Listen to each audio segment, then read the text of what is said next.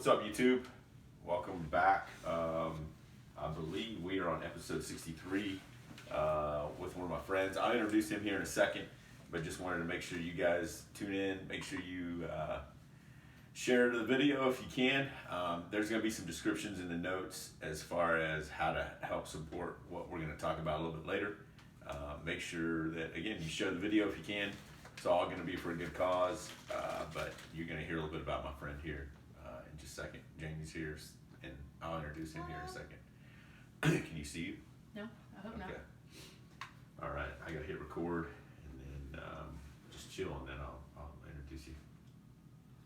Hey, what's up, everybody? Welcome back to the Made for More Consulting podcast, episode 63. Again, this is a podcast where we help develop personal development and leadership amongst organizations or individuals, where we motivate, inspire, and encourage leaders.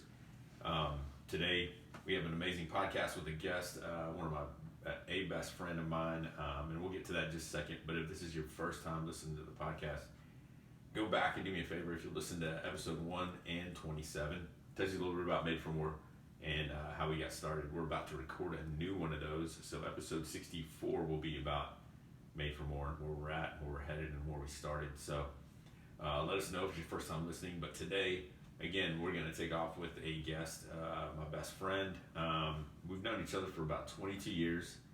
We've seen a lot together. We've done a lot of dumb things. You'll hear a little bit about that. But again, this guy's a former collegiate athlete. He graduated with an MBA from the University of North Carolina at Chapel Hill. Has worked for 2 Fortune 500 companies, served 8 years in the United States Navy, and completed multiple tours in the Iraq and Afghanistan area. And now he's working with Deliver Fund, where he served. He did serve as a senior intelligence analyst, but now recently is the deputy chief of the United States operations. So, welcome to the podcast, my best friend Salvador Hernandez. Bro, welcome. Thank you, man. I don't know. I'm usually not nervous. But I'm nervous for some reason. I guess it's just because you've been such a big part of my life. Nah, it's all good, bro. I feel like I'm talking to an elder. You know what I mean? Don't call me an elder, bro. Do not call me an elder. But no, dude, welcome, dude. It's so good to have you. YouTube, I told you guys we would introduce Sal, so there's Sal. If you want to go back and watch our YouTube, just go find our channel, and you'll get to see what Sal looks like. My wife's here next to us. Dina and Etienne are out today. They'll be back next week, but make sure you guys listen to this. There's going to be some podcast notes that we definitely want you guys to listen to, because Sal's going to share some information on what he does and how we can help. So, bro, getting back to where every time we get together, it's like, again, like we haven't missed a beat. So, let's just start from the beginning, bro. Where did it all start? Where were you born and raised? Yeah, so I was born in Ciudad Juarez. Mm-hmm. I know many of you have heard about that place, not good things. Juarez. But back when I was growing up, it wasn't as bad. Yeah.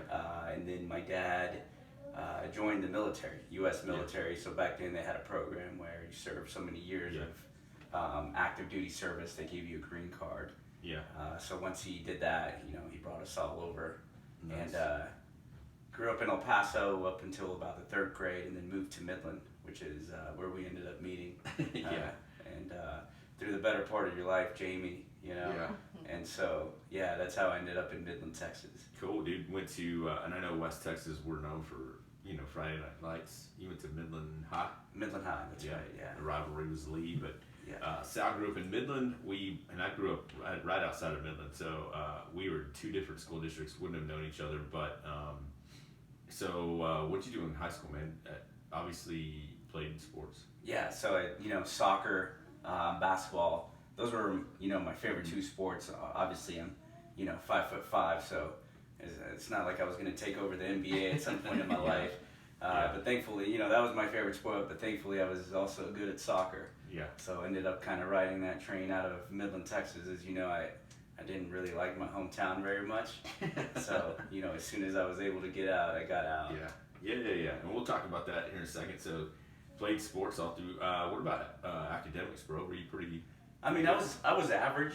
I think, when I got to, undergrad, I really had a wake-up call, because as you and Jamie, I know you were in the same school district, but whether it was Greenwood or Midland High School, right? The academics weren't, top of the line, No, right? Especially, for two Mexican kids, right? Like, there was just an expectation of work.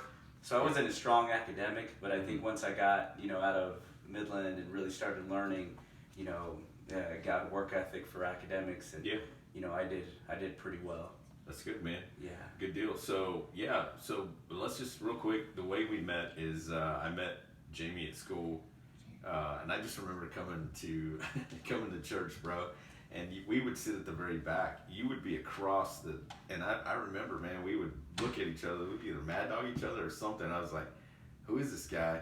And I would come every Wednesday, and I knew about you. I didn't know who you were.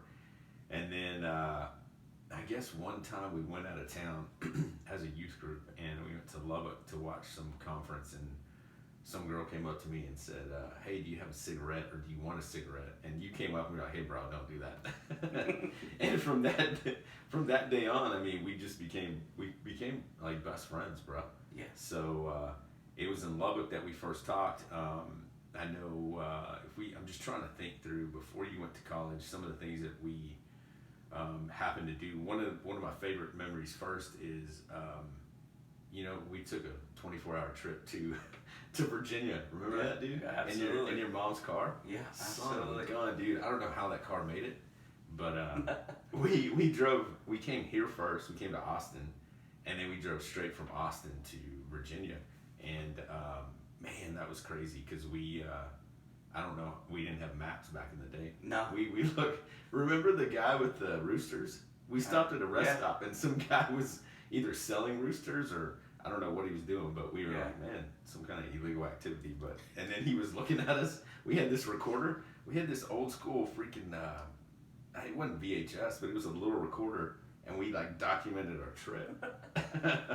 No, yeah, absolutely. I'll never forget that. I was very, well, let's go back to the mad dogging at church. Yeah. I think it was more because you thought I was looking at Jamie. So I don't know if it was so much me, because I was like, why does this guy keep looking at me so angry? Yeah, I remember that. But no, yeah. So no, I mean, yeah, we met, soon after that, and then we hit it off. Yeah, dude. We had a really good relationship, and we built our relationship around, the faith and that church. So it was a really good relationship, and then I was very lucky that I met really great friends and men. Through that. Yeah. And, you always knew that I wanted to get out of Midland, so it was super special to me that that you were willing to, take a dive with me and go out of our comfort zone and drive across the country. That was crazy, bro. I'll never forget that, I don't know if you remember, but we stopped in Nashville.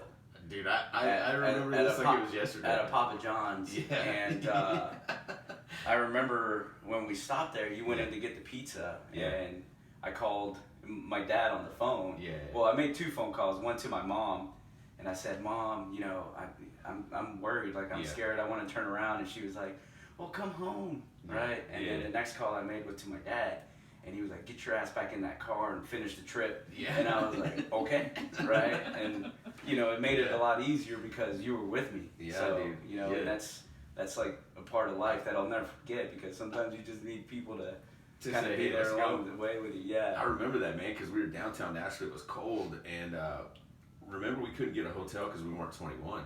And some lady was like, no, you can't get a hotel here, but go across the way with some Days Inn. I don't know. I think it was a Days Inn. And we went in there, and she rented us a room. But yeah, we had Papa John's pizza. I don't even know how we made it with whatever money we had, dude. I don't even know how. I don't know. I just remember getting in the car and driving, and then filming you with. Yeah, that's pretty intense, Nashville, because it was either turn around, come back home, or hey, let's just keep going. And then I think I got the flu. As we got close to Virginia, I felt like crap, but we made it, dude. Yeah. And then we drove back straight 24 hours. We saw a shuttle take off, I thought, somewhere, because again, it was a big shuttle. I remember you and I taking turns driving, and the little grooves on the side of the road. Every time I try to sleep, it go. Brrr. I'm like, bro, I said, wake up. I was trying to keep you on your toes. Yeah, dude. And so I'd go back to sleep. I said, hey man, we gotta split this drive up. Yeah. And then I'd fall asleep, and then I'd hear, brrr, and you're like, hey bro, sorry man, I'm good. I'm like, dude, just here, let me drive. And so we went all the way back to Midland. But Well, that's why I did it. Yeah, because I hate driving. But nah, man. So we meet, we take that trip, and then man, I was trying to think through. We just hung out, man. I remember picking you up. We'd go everywhere. I know we worked together. There was something else that we did that I was going to talk about. Oh, I remember our first job together as an intern at interns at the church. Yeah. And we'd fall asleep on the job, like when we would turn the vacuum cleaner on, and I'd take a nap because I was like, these rooms don't need to be vacuumed. There's like 80 rooms in that freaking church, and our bosses would get pissed off at us. Jeff. The guy's name was Jeff. Yeah. Old timer. Yeah. Yeah, no, yeah. So before I get into that, yeah, it's really special that, obviously, I'm here as a guest as a podcast, but for both you and Jamie, you guys have come such a long way, and it's what's really special to see is that, right, we all had kind of goals and a mission with our life, but and sometimes I think you and Jamie would agree, you guys have taken the scenic route to get to where you are now. Yeah. And it hasn't been easy, but it's really special for me to see both of you guys, doing what you actually were born to do. Yeah. Because I know, right, it started with, and I remember it wasn't really an internship for you because you were working for free. Yeah. Right? Yeah. And so, and that's how you started your journey. Yeah. And it's really special to see that you're doing this now because, appreciate it. you started working at a church for free, vacuuming rooms that didn't need to be vacuumed. But I mean, I just remember, right, like, how they say if you're not cheating, you're not trying. And I remember we would hide in bathrooms and we would on sleep. the roof. Yeah, we could play ping pong for about half the day and hide in bathrooms and but that those are the great things because I really saw a passion from you to do something else with your life, to dedicate your life for service. Heck yeah. And I always tell people, like, there's nothing worse in my opinion than being a teacher, a counselor, or a pastor, because who knows the things you have to listen to and endure, right, just from a day-to-day basis. So yeah, man, I mean, it was a blast, right? Yeah, like we had a blast, man. I remember another one that just came to mind, and we're telling stories just so you guys can hear a little bit about our friendship, but like when the Mustang blew up in the Jumborito parking lot. Yeah, that bad boy was like a jet. Dude, we pulled up to the window and the head gasket exploded, and I smoked out that entire restaurant because when a head gasket busts, it just starts throwing white smoke. And dude, we took off and like the smoke followed, like you said, like a jet. It followed us into this neighborhood, and I was like, this car's on fire, bro. And I mean, I felt bad for that girl in the window drive-through because we got our burritos, and as soon as I hit the gas, that whole smoke just went into that window and followed us all the way around the block. I had to park that thing, and that was it. That was all she wrote for that freaking car, dude. But yeah, we worked together there, and then I think you went to school, came back, and you'd visit, and some of the things that we did together. I mean, some of these things that I want to talk about are definitely like finish line for sure. Yeah. Like I hired. Some of the things I say is don't hire your best friend. Yeah. To work with you, but no, man, we worked at Finish Line together. We sold shoes. We do tax-free weekend. Wake up early, drink full throttles, and take fives. I remember Dr. Pepper, take fives, Pepper. man. Yep. Breakfast of Champions. Yep. That's what we do, man. I remember that. And then, just some crazy days of selling shoes. That's where I think you and I begin to see that leading teams is something that I go, hey, I think I can do this. And I think that seeing you there and being a part of that, you throw a little encouragements in there to say, hey, have you tried this? Or hey, you'll be good. Or hey, this will be all right, man. Just work this out. Dude, Finish Line was. Yeah. There were some crazy things that went on there too. No, so I think about it a lot because for me, right, I think there was like a dichotomy of difference of how we operate. Mm-hmm. But for me, it was really special because I brought that job up a lot, especially when I've gotten hired on at Fortune 500 companies, and they were like, what's been the most impactful job you've ever had? And I always bring that one up specifically because, I remember that, you were like a no bullshit kind of guy. Yeah. Excuse my language, but Very good. you know, you were kind, but you were also like, I need you to do these specific things, right? Whether that was hitting your numbers or the way you communicated to people, right? And so what I always tell people is like, that was a very impactful job for me because it taught me how to communicate with people, right? And it was more than, you know, just like messing around. Like, you know, I used to bring out the big sock when people were a size 8, right? I'd bring like a size 13 Some lady sock. would go, hey, can I have a sock? And you'd bust out this tube sock that was like a size 14. Yeah. And they'd look at you like, and you're like, oh, I'm just kidding. You know, but it was more about like getting out of your comfort zone and saying, hey, there's this, you know, insole, and do you want to purchase socks? You know, because it does make you get out of your comfort zone. Yeah. And you have to communicate it in a certain way. So you were very serious about that, but I think the dichotomy was that I think I taught you how to be a little more laid back. Yeah, no doubt. Right? And, you know, that you shouldn't take yourself so serious. Yeah. And, you know, I was very good at that. Yeah. You know, so that job was really special for me. Same. Because, you know, you also taught me that, I know oftentimes I would be like, I'm tired of people today, Mario. And you were like, well, go work in the back and stop. You know, that the standard you kept everyone to, but you also built a family. And I think, you know, the thing that showed me that the most is that you're still friends with the majority of those people that you worked with, because not only did they respect you, but you also wanted to be part of their lives and impact, you know, their everyday lives. So that's a very special job for me. That was cool, man. And I do remember just always going, man, we got to be serious. But you're like, dude, don't be too serious. And whether it was that stupid hat that had the rain and stain where like it was starch, so when you pour water on it, it rolled off, and we hadn't sprayed it in a while, so you were trying to help a customer, and I went over there and you were like, hey, and I said, yeah, this stuff does this, and I squirted that water on the hat and it flew off, and it didn't do what it was supposed to do. It went all over you, and you're like, hey bro, appreciate you showing me that, man. And the customer had no interest in what we were trying to sell them. And whether you were wearing size 14 shoes, dude, you and Los would put on 14 shoes, and I don't know what size shoe you were, but it was not 14. And you walk out there and ask somebody, hey, what can I help you with? And then looking at your feet like, what the heck is this guy wearing? But yeah, dude, it was pretty crazy. And that one time that I think I yelled at a customer, I think you were there. It was the one time I'd ever yelled at anyone. I don't think I've ever yelled at anyone that bad. When I told her if he'd shut up, I think we were in Odessa, and it was Christmas Eve. And she was pissed because we didn't have her shoe. And I said, man, but if you'd shut up, you'd understand, or you'd hear me. And you were like, you just looked at me, and she got pissed and left. But it was intense. But dude, I think you nailed it. That we carried. I think together we just made work obviously fun. It was making sure you got the job done. But to me, it was that family. Like, man, if we could build a team and you took care of each other and you watch each other's backs, that they're going to take care of you. And so I do know that I'll never forget you sending the email to the entire corporate office that they did shout outs. Like if a celebrity came into your store and they'd go, hey, guess who walked in to our store? And they'd send it to all stores. Well, I said, don't ever freaking send an email to anyone except our district. Well, I walk in and I see a reply from my boss saying, hey, you just sent this memo out not to send emails out, and look what your store did. And Sal had created an email because some news lady walked in. No, it was Horace Brown, the weather guy. I'll never forget. He walked in and you created an email saying, hey guys, guess who walked in the Midland store? Horace Brown. No one knows who Horace Brown is.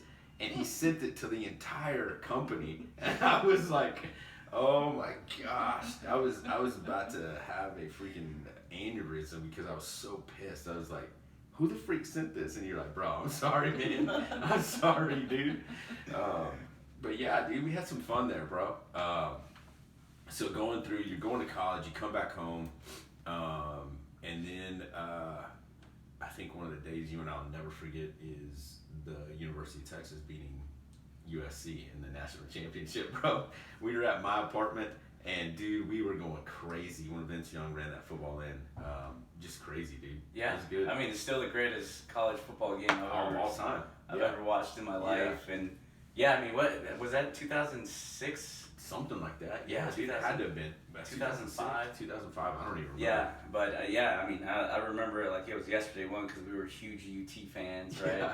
And all I remember is giving you a hard time because I would always say, you know, you're so happy you kissed me in the mouth, and you would get so upset with me. I didn't kiss you in the mouth. We were going crazy though, dude. I just remember just going crazy in my apartment.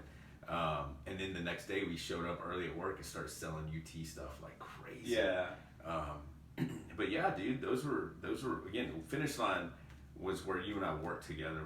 We learned a lot of work ethic together, and then you went off, and I just remember being at my house one day and you saying, "Hey, I'm gonna go into the Navy," and I was like, "What, bro? You're not going to the Navy?"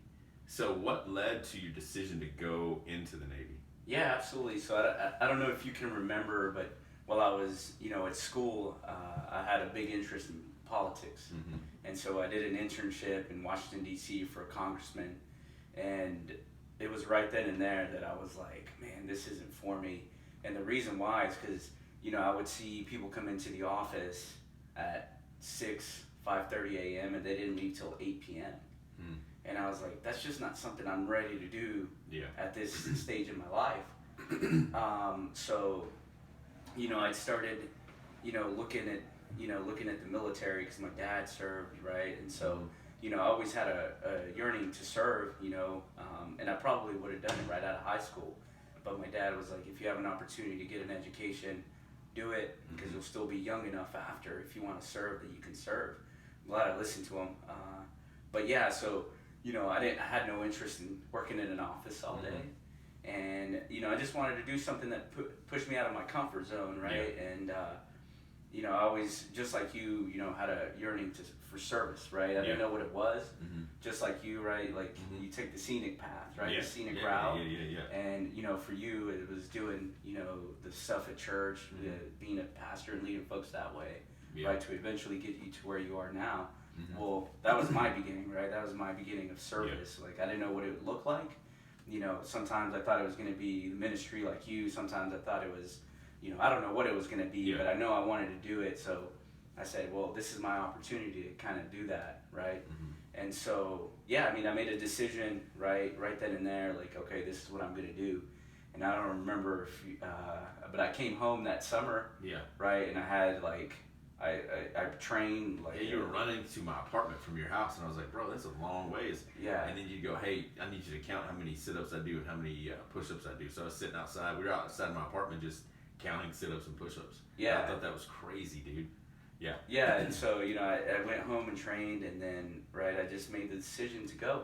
And I think I just wanted to do something special with my life, so you know, I remember I left in October, and that's kind of what pushed me there. It was a combination of, you know, I didn't really enjoy what I saw in Washington, D.C. and the way things worked, right, and the bureaucracy that it takes to, you know, to manage, right, because it's almost like, you know, you think if you're a politician that you can manage the bureaucracy, but what I saw is that the bureaucracy manages them. Yeah. And so I didn't want to be a part of that, right? If I wanted to serve, it wasn't going to be from a political perspective. It was going to be from a military. Yeah.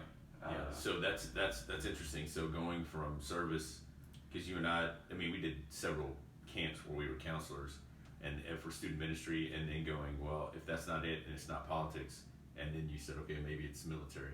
Yeah. And that's where you.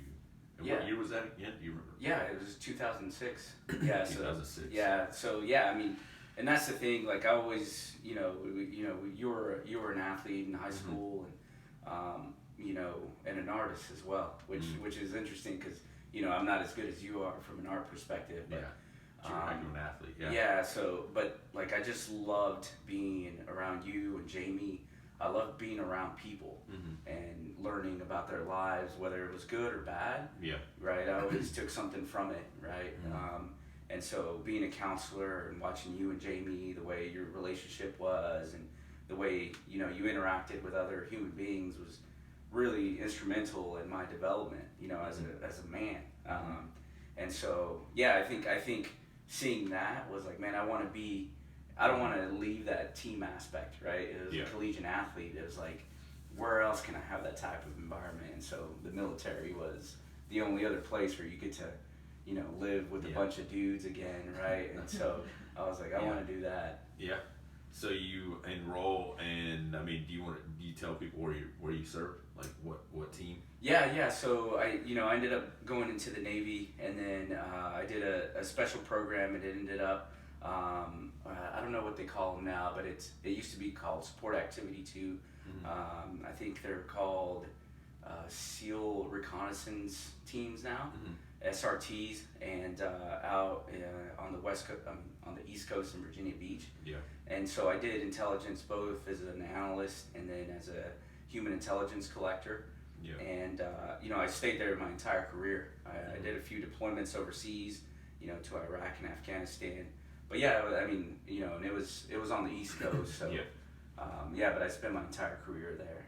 Nice, man. So when you went out for this team, what are some of the things you take away, I guess, through preparing and while you were there? What are some of the biggest things that you learned?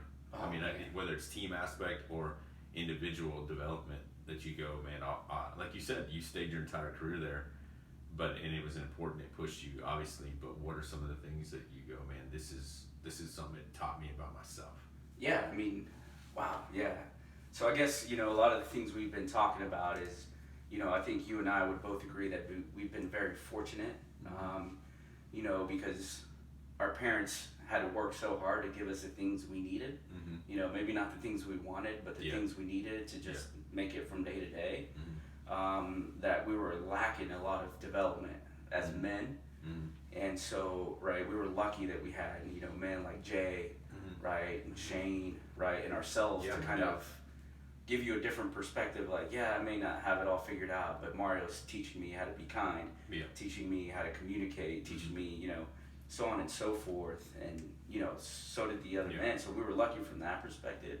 But I think what I took away from the military really was, it was like being around 10 Marios, right? Or 20 Marios or 30 Marios at one time.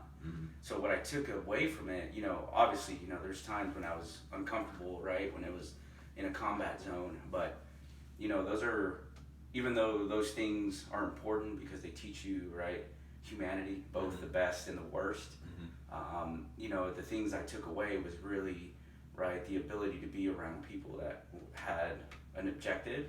That objective was just to keep each other safe, and really had a standard of excellence that I knew after I left that it wasn't going to be matched by anything. I bet.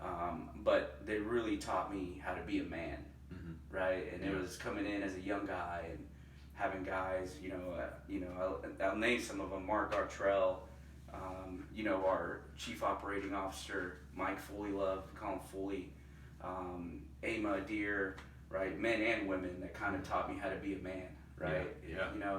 And so it really fortified all the lessons that, I learned from my friends and strangers, growing up. And that's what I took away from it. That's awesome, man. And so some of the, you mentioned you had a couple tours in Iraq and Afghanistan. Combat, obviously, because we were in the war on terror. I mean, right off the bat, 2001 to, until recently. So, that took you out of your comfort zone, I imagine, pretty quick. Absolutely. Pretty nervous. Yeah, I mean, if I don't know. I mean, there's a few guys that I work with that didn't get nervous, but that it's common. I mean, it's expected that you get scared and nervous. Yes. But I mean, those have obviously lasting impact, right? And we've seen it now that we had to withdraw from Afghanistan, and even with the generations that have come up, right? The folks that deployed from 2001 to 2008, we saw how hard it was on them, right? When they came home, and they had struggles with PTSD and all that. So it does have a lasting impact. And I think regardless of how strong you are mentally and emotionally, right, it doesn't hit you until you take a step away from it and you start reflecting on, man, did I make the right decision? Right? Because oftentimes what I think happens is you're faced with this thing where you're like, I have to make two wrong choices, but which one is the best wrong choice? Right? From a moral and that's what you got to do, right? Yeah. And Yeah. so I think that's what really impacts a lot of men and women when Yeah. they come back. Yeah, and one of the ways that I heard it the most, like and again, I've told you I listened to Jocko. I don't know, my brother just shared a video with me, and I didn't know who Jocko was, and I started listening, and obviously a former SEAL as well. And when I was hearing him, one of the ways that he described it the most that I try to tell people about, he just says that the world is full of darkness that no one else is going to see. And he said, but you're, as a person that's over there overseas in combat, you're going to have to bring a darkness as well. Mm-hmm. And it's not good. It's within every one of us. He said, but you're bringing the darkness to the darkness, and you're going to become part of that. But at some point, hopefully there's a light that's going to be shined, that you are shining because you're eliminating darkness, but you have to bring your darkness out. And it's something that most people won't see, and yet you don't want to show other people, but it's necessary. Yeah. No, I think to that sentiment, I think I was listening to Jordan Peterson. Yeah. And he talks about how, to be fully rounded, I think you need to tap into your darkness. Yeah. And I think that's another thing I took away, right? Yeah. It's tapping into that darkness that you have to go into and understanding, like, man, that's the worst part of me. Yeah. Right? Now, how do I come back from the worst part of me and bring it back to, like you said, light? Man, yeah, that's crazy, dude. And Jordan Peterson's an amazing author, amazing teacher. I think that, and then we'll talk about this. I mean, coming back home from the military and coming home from those tours, we'll talk a little about how that, transitions to leadership. But while you were there, I remember there's a couple of Skype calls. Skype was big back in the day. And I remember you were supposed to be at my wedding, and you were on a tour. I think you were gone, and we got married. And then Jamie and I were here in 2009 at our other house, and I think you had Skyped us from the Middle East. I can't remember, bro, but you were just saying, hey, we live in the greatest country in the world. And we were like, well, that was random. And then the ticker on the bottom of the TV screen showed red and said, breaking news, we've captured and killed Osama bin Laden. And I was like, oh dang, we had a little bit of a heads up before it happened. But that was pretty legit, dude. So obviously, I mean, I don't want us to go too far into that, but the leadership lessons, like you said, team is important. Tapping into a place in yourself that you know is going to push you to a place that you're going to have to come back to and probably adjust. But what was it like coming back and going, okay, or what was the decision that had to be made? Okay, my time's up in the military. I have to step back. I gotta go do something else. What was that like, and what led to that? Yeah, no, I think it was a combination of things. You know me really well. Like I'm always kind of looking for the next thing. Yeah. I think I went into the Navy. I didn't have a plan to stay 20 years. Like that's not what I wanted. So I wasn't gonna do it. But the thing you also learn is that it's very difficult, and people do it all the time, but to stay within, Naval Special Warfare community and stay married. Yeah. Right. So they said there's like a 90%. Yeah. Is it called attrition rate with marriages? Well, yeah. I mean, because they don't last. I don't know the exact number, but I know it's high just based on my experience while I was there. Yeah. Right. And then my own experience with my own force. Right. But I think the problem is that every time you come back from a combat deployment, you're a little different. Mm-hmm. Right? Sometimes for the worse, sometimes for the better, and sometimes both. Yeah. So you're putting your spouse through that change every time. Mm-hmm. And so, because life for them here goes at the same rate of speed, mm-hmm. when you're overseas, it's almost like you're in a metaverse where life is different, time is different, everything is different. You're doing your thing, but at the same time, your spouse is continuing to live their life at the normal speed with kids, whatever it be, job. Yeah. But I think I just thought to myself, man, am I going to be able to do this for any longer and keep my sanity? Yeah. Right? Just because the tempo's so high and then you get there and it's so stressful. I just thought to myself, man, it's probably a good time, right? Like an NFL player, anybody that gets to a certain point in their life and they're like, I don't want to do this anymore. Yeah. Right? It's fun, but it hurts. Yeah. And you're away for so long. Yeah. So, I decided to step away, and I also wanted to give myself a different challenge. And, mm-hmm. I always knew that I could be successful in business. Yeah. but I was never going to be able to do that if I stayed in the military. Yeah, yeah. So, that's so family and then, challenging myself with something else, I think, were the two things that kind of drove me out. Yeah. So, real quick before we move on to the business side and family, loss in the Middle East, did you lose anybody that was close to you? Were you around anybody that you go, man, Yeah. it was tough? No, so what's interesting, this is perfect because it'll kind of push us into the transition. But I wear a bracelet every day for one of the guys that I served with. His name was David Collins, and he actually passed away after. Right, it wasn't in combat. He passed away after. Okay. And I think it goes to show you how difficult those transitions are. Yeah. When you leave a community like that, because you're around just so many great men and women. Yeah. That it can't ever be replicated again. Yeah. And so that's the one that has always stuck with me because, right, it was just after, and so that's the only one. Thankfully, we had guys get injured, but I never lost anybody on a team. Okay. Yeah. Well, good deal. So, you're in the military. You're doing tours. We come back. Had you had a family yet? Yeah. So I got married after my second tour, and I didn't have my son Javi until 2014, which is the year I got out. Okay. Yeah. So you got married, did a tour, came back, and I remember our conversations. Man, you and I spoke on the phone a little bit, back and forth about how difficult some of the things were on the relational side, but not so much, what you were going through. So, but then you come back home and have a son, Javi.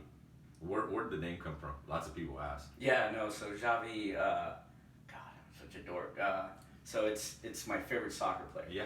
So he played for Barcelona. That's awesome, bro. And his name was Javi Hernandez. That's cool, and dude. I was like, man, if I ever have a son, I'm gonna name him after it. One, because the name is so unique. Yeah. And also because he was a baller. So yeah, dude, that's awesome. where it came from. No, that's good. That's good. That's real good. So you come back, you have a son, and then you go to University of North Carolina. Yeah, no. So there was a little gap, right? Yeah. I came back, and I transitioned out, and I was fortunate that I had an acquaintance that was from another SEAL team, and he was actually leading a company here in Austin called Terror Death. His name is Judson Kaufman. Okay. He's one of those guys I'm talking about that had a big impact in my life because he gave me an opportunity, right? Yeah. And it just goes to show how strong that brotherhood is in the Navy. That right, even after you leave, somehow they find a way to help you, right, through your transitions in life. And so he got me a job at a startup company in Nashville, Tennessee. Cool. Right right outside of Nashville. So that was my first job out of the Navy. Yeah. Right, and I was just so happy because that transition was super hard. But that's kind of what got my foot into the door with business. Okay. Yeah. Yeah, and I mean, some of the things that we talk about here is leadership and personal development. So when you're talking about transitioning through from one calling to another, and you're continuing to develop yourself, I mean, I'm trying to think through some of the things that you got to be, number one, I mean, one of the things that we've said is, number one, you got to be willing to jump. You got to be willing to put yourself out there. And then two, you just saying that reminds me that it's not always what you know, it's who you know. So even from our days at Finish Line to the way you're saying about the military and the people that you're around, it's building relationships and wherever you're at. Like, it's not about stepping on top of someone else to get to the next level, but it's going, how am I going to influence this relationship to go at some point, maybe down the road, I'm going to need this. And so again, that speaks to what you're saying. Some of the things that we kind of share with people are, it's not always what you know, it's who you know. So yeah, no, absolutely. I think that's the one thing that I was lacking when I transitioned out of the Navy was that ability to network, right? Because when you compare it to a Fortune 500 company, or even what you're doing here, is that you're networking and you're building relationships, right? Yeah. One guest leads to the next guest, so on and so forth. They don't teach you that in the military, right? And it's not as important. But one of the things that Judson Kaufman taught me, right, is I looked at him and I was like, man, that dude could network. yeah, I was like, man, I have a toothache. He's like, I got a dentist. Yeah. Right? Like, oh, my tire fell off. I got a guy. Yeah. Right? And it's because he took the time to build relationships. Yeah. Right? From things as basic as a dentist to, yeah. how am I going to be a better businessman? Yeah. And that's something I saw. That's awesome. So once I saw that, I was like, okay, you're right. Cool. To your point. Yeah. Right? It's who you know. Yeah. And not just who you know, but how involved are you in building a relationship? Yeah. And them understanding that if they ever need anything, there's no hesitation in reaching out to you because you'll return the favor. Yeah, and that's the key. That if you're listening, that's one of the things we always share is it's not manipulation, it's influence. If you're going to manipulate a relationship, then it's all about you. If you're influencing it, then it's about, hey, we're doing this for change and we're doing this together as a team, and I'm always going to be here. Again, manipulation or influence is what I always say. It's one or the other, and you're going to land on one of those sides, and it's pretty easy to smell manipulation from a mile away, and it's pretty easy to go, oh, this person actually does care. So you come in and you go to Nashville. Correct. Okay. Yeah, so that's where I took the job. Okay. In Nashville. Mm-hmm. And then, it ended up that job wasn't, what Judson or I thought it was going to be. So he ended up transitioning out and moving on to his own startup venture, would then led him to Terra Depth, which is here in Austin, where they build unmanned underwater vehicles. So it's a really cool company. So wow, if you're out there, check it out because they're doing really cool stuff. But anyway, right, through that process of learning business, right, it gave me a real good opportunity to hone my Excel skills, hone my my sales skills, my marketing skills, and so I was able to take a relationship I made there with one of the employees, and her husband actually worked at Mars Pet Care US. Yeah. And I was able to land an interview there through that relationship, and then I ended up working at Mars Pet Care. I got a job there, which was in the same area, but a huge private company that manufactures dog food. Many people know them through the chocolate side, which they make M&M's, Snickers, Twix. Yeah, but they make dog food. Yeah, correct. So Pedigree, Nutro. Yeah. And I think that job, right, I had a really good leader. Lisa Early, I'll never forget her. She was an incredible lady.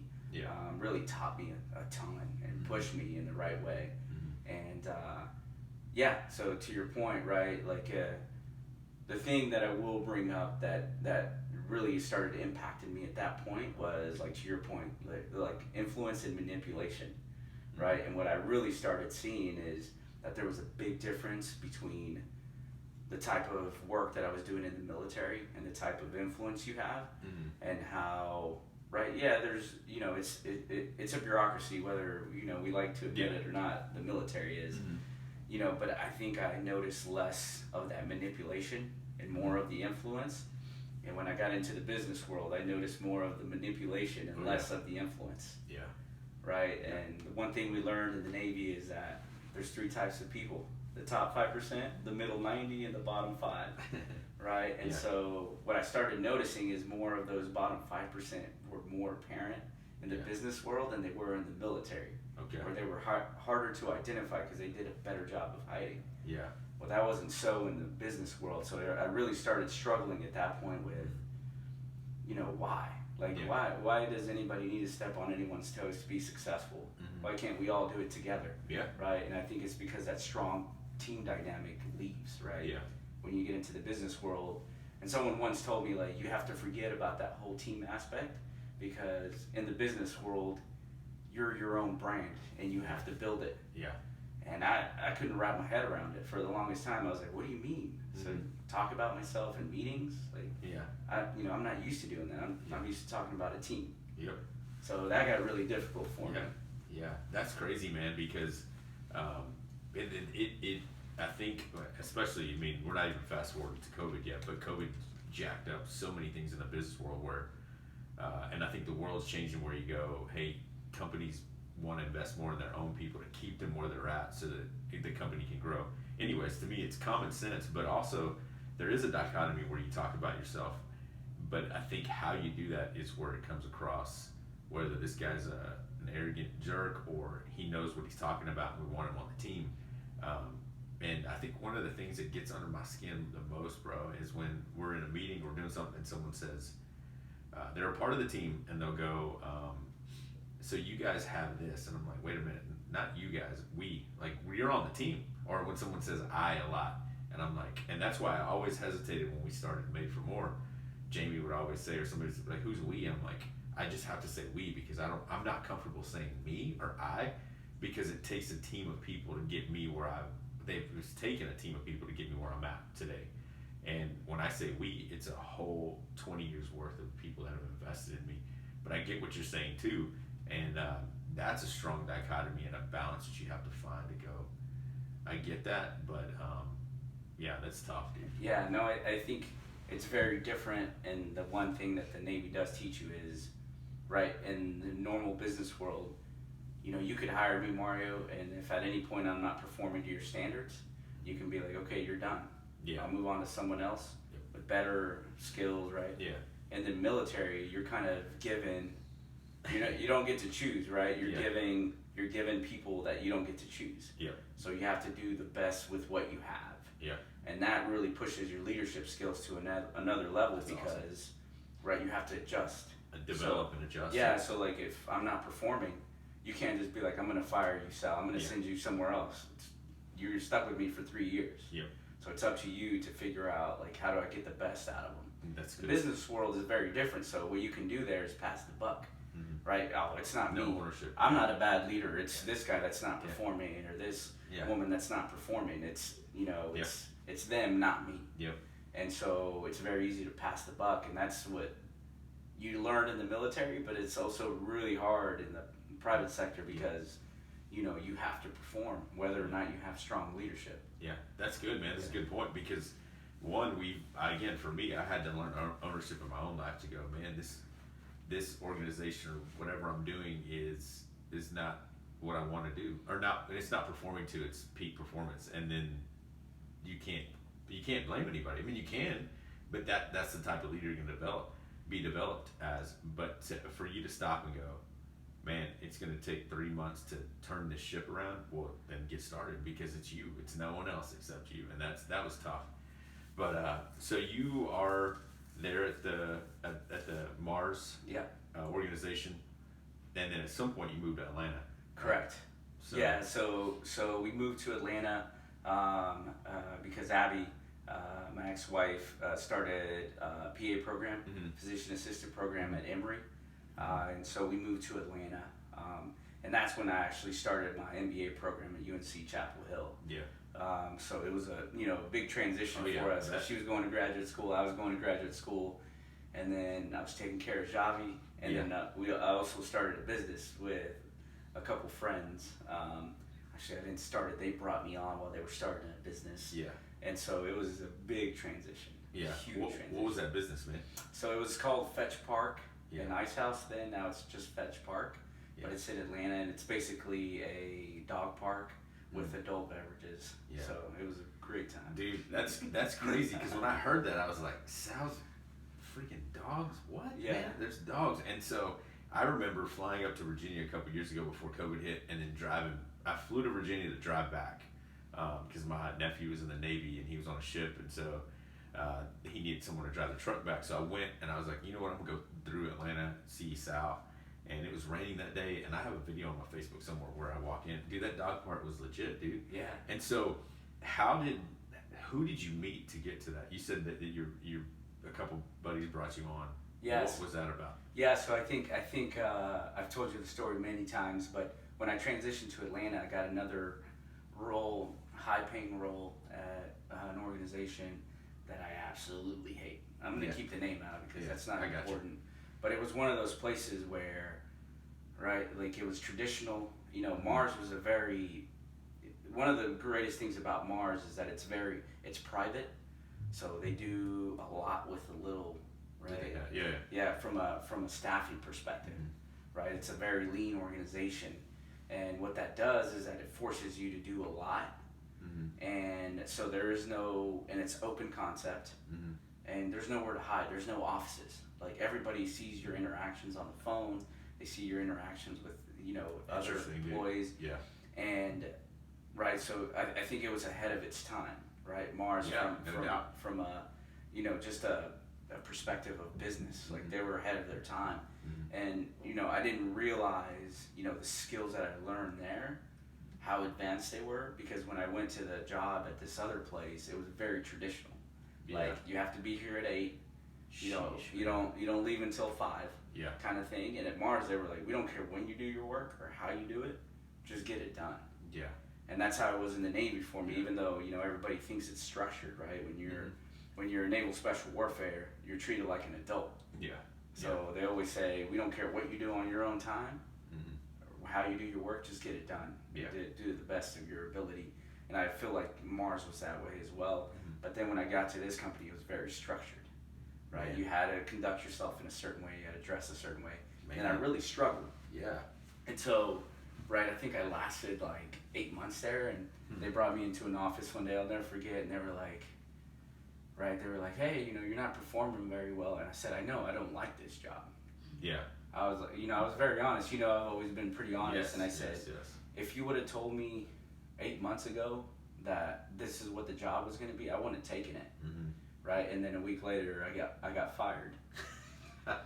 And so, you know, right before I left Nashville and went to Atlanta, I used to work out at a place called D1, and it's an athletic training facility. We just got one down You got one down the road here. So I really enjoyed it. I really thought they were doing something special because they do a really good job of not only training adults, but the way they do it is from a family perspective. Yeah. So a lot of kids have aspirations to be collegiate athletes and professional athletes. So they really do a good job of incorporating the entire family. So not only are they training the children, which is their primary objective, and kind of, you know, helping them to develop to great men and women, but they bring in, you know, the parents and help them kind of, you know, to stay in shape as well. And so I really was like, man, that's really cool. Like, this is something that I could see myself doing, you know, in the future as a business owner. And so I went to the leadership there, really great people there at D1. And I was like, hey, are you guys franchising this? And they were like, well, we actually just started the program, so we haven't really gotten anywhere. They were just starting that process. And I was like, I'm moving to Atlanta, and I would really enjoy potentially buying a franchise. And they were like, well, we already have a guy that purchased one that's down in Atlanta. Maybe you guys can partner and do the business together. And I said, absolutely. Right, so they gave me his name. I sent him my resume, and they were like, he played in the NFL, whatever. And so we met up in Atlanta, and I'll never forget, we walked into this restaurant in Atlanta, and I was there first. I got there first. Or he says he got there first, but I remember getting there first. So I may be wrong, but I see a guy that's 6'9". I mean, just a massive human being, and I was like, okay, that's him for sure. And he just kept looking for a warrior, and and there I was sitting down like waving, right?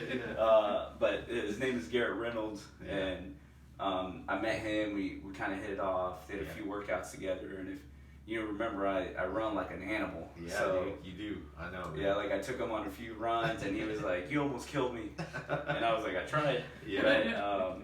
And so we just hit it off and kept a relationship, a friendship, right after that. And so the day came when I got fired from that job. That place. And I called him that same day and I said, "Gee, they fired me, bro." And he was like, "Well," he's like, "what are you doing tomorrow?" I was like, "I don't know, nothing, man. Really, I just got fired." And he was like, "Well, why don't you come out to work with us at the park?" And I was like, "What's the park?" And he was like, "Just come by tomorrow, you'll see it." And on my way home, right, he told me a little bit about it on the phone after I got fired. And he was like, "It's a dog park, but we have a full service bar." And I was like, "What? What are you talking about?" And on the way home, I used to ride the MARTA back to Decatur. And on the way home, I looked down and there was that park. Nice. I was like, that can't be it. And the next day, sure enough, it was the park. And so he had started it with a business partner there. That they're the two primary guys. And then I really just, showed up the next day, and we were working with our hands, like staining the fences, painting, building tables and stuff. And he really, built that place himself, him and his business partner. And over time, right? Because I had a lot of experience in business, I was like, you need to do inventory, right? Yeah. You need to take inventory. Yeah. You need to have some type of mechanism to track the sales, right?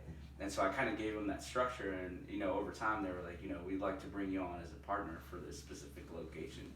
So that's how I got linked up with those guys. That was cool, man. Yeah, when I walked in, it's the same thought that I had. I was like, it's a dog park. What the freak is Sal doing with a dog park, man? And so now driving through Atlanta, you did give us probably the best food. Man, that food place. I went to it with you. Me and you went. And then I went back and saw Sal, and then he was working. I had to leave, and I stopped by that place. Dude, it's the place that it's like an indoor mall, not mall, but it's just foods. What was that place called? Do you remember? Yeah, it's Pond City Market. Pond City Market, Yeah. and there's a burger place in there, bro. I ate there both times. So if you're in Atlanta, if you ever hear this, again, if you know someone that works there, I love that place. Some of the burgers there were some of the most amazing burgers I've had, man. To this day, I'd go there in a heartbeat to have a burger. So you're in Atlanta, and so dude, that dude he's 6'9". I think he's 6'8" or 6'9". So either way, when I showed up, y'all had that little streamline trailer or whatever, or bar in that little. And I walked in, I was like, how the frick is he fitting in there? Yeah, the he didn't fit. He didn't fit. He was like crunched over. Yeah. And I was like, dude, this guy's massive. Yeah. And so it was pretty cool to see you guys working hands on as the owners, obviously. So how much staff did you guys have there? I think when I left, I think we were probably up to 35. Okay. Right? And it was a mix of, the full-time employees, which were obviously Steven, Garrett, Tyler, myself, and then, part-time managers and assistant managers, and then what we call bark rangers were really the people out in the park that, make sure the dogs didn't get out of hand. And, we all cleaned poop at some point, so everybody did that. But yeah, stuff like that. So it was a really, really cool concept, and it really brought people together. So it was very, very rewarding. From people got engaged there. Yeah. We saw good relationships that turned into bad ones. Yeah. Back to good, right? And everything in between. But it was just a really cool place to get to know people, which is, what I love to do. Yeah. And so did you see famous people? I mean, Atlanta, bro. It's Atlanta. That's one of my favorite. Most people were like, I don't like that place. You can take a wrong turn and go down the wrong part of Atlanta. But I personally, both of us, I like Atlanta. Yeah, I didn't appreciate it as much till after I left to Houston. Yeah. Oh my gosh. But we had our share of. Yeah. I don't know whether there were A celebrities, B celebrities. I don't get into all that. But every once in a while someone would go in there and I'd be like, oh, Wu-Tang, right? Guy from Wu-Tang, yeah. Yeah, so what's funny about that is now that I work for Slab, a lot of their gear is based around hip-hop, and one of their famous logos that Slab used that just blew up was from the Wu-Tang Clan. So our restroom signs are the Wu-Tang Clan, either turned down for women's or turned around, it says men's. And so anyways, dude, when I see the Wu-Tang Clan, I think of, again, you being in Atlanta and talking to me about that. So did you transfer some of the Mars stuff to the way you lead and the way you did things there? Oh yeah, man, absolutely. I think like I mentioned to you, that's where I really got an opportunity to, not just from Mars, but my entire life. Yeah. Right? Like the things you taught me about creating a standard, and then, but also a family. Yeah. I was lucky that Garrett was very much like you. Yeah. Like y'all were very similar in that we're gonna work our asses off every day. Yep. But we're not gonna be as serious. Yeah. And everybody's gonna be a family. Yeah. You can come here and tell me that you're having issues at home or you're having problems, and we're gonna be like, okay, what do you need from us to get you back in a week or two or a day or two? And so it was a accumulation of all of the things I'd learned in my life, whether it had been in business or in the military or in my education. One of the funny things, there's a funny story, is I had an entrepreneurship class right during my MBA program, and so I was like, why not I just make the park? It's already existing. Why don't I just present the park in my entrepreneurship class? And I got such bad feedback. This will never work. Oh my gosh. I was like, no, it's working right now. Working. You know, in my head, I was like, it's working right now, but okay. Yeah. But you're right. I was able to apply everything, right? Yeah. From how to take inventory, right? That I learned, right? The importance of that at Mars, how to forecast, right? Over a 12-month period, you know, the ups and downs of the business, so we can prepare and order. And anticipate from a staffing perspective, but I was able to implement all of that into that part, which was really special. Yeah, all this while again you have a family, and it's on the personal side. Does any of the stuff from the military come back and kind of haunt you? Oh yeah, man. I mean, we can go back a little bit in the story, but oh man, yeah. So those first, I would say 3 years, I really struggled. Yeah. Right, I had a couple suicides, one in my family and one in a friend, that really hit me really hard, and really kind of woke me up to, man, I'm really struggling, right? And at that time, my spouse Abby, right, she realized that I was really struggling through something, and it was really reconciling all the those, I have an opportunity to make a decision here. They're both bad, but which one is the best bad one that I can make? Right, and those things come back, and you start analyzing, like, well, man, did I make the right decision? I saw this person get hurt. I saw this. I did this, and you just start going through all that in your mind. And even though I was functioning, if you saw me, you were like, man, that guy's got it going on. He combs his hair, right? He brushes his teeth. He goes to work every day. He does pretty good work. He communicates, but inside, you're always going. And so I think, it got to a point where my ex-wife was basically like, dude, you need to get help or I'm leaving. And I was like, well, I don't want to lose my family, right? So I went to counseling, and I'll never forget, I'll name drop him any day because he saved my life. His name is Jonathan Gish. He was a social worker in Franklin, Tennessee. I went to see him, and he really, he was a younger guy, right? He was in his early 40s, and he really challenged me. Every thought I had, right? Because you make your own thoughts in your mind, and that's the reality you live in. He would challenge him. Tell me why you think that. And then he would step back and step back from your thoughts. Does that make any sense to you? I started being like, well, you're right. No one's going to hurt me. Why am I so on edge all the time? Right? So he started deconstructing all those thoughts. One of the things that I always tell people is I did something called EMDR, and I'm not a scientist or a psychologist, so I don't know exactly how it works, but that saved my life. Because what was happening is, I had all these traumatic experiences, right, in combat, things I saw, things I did, and what it does is it doesn't make you forget them.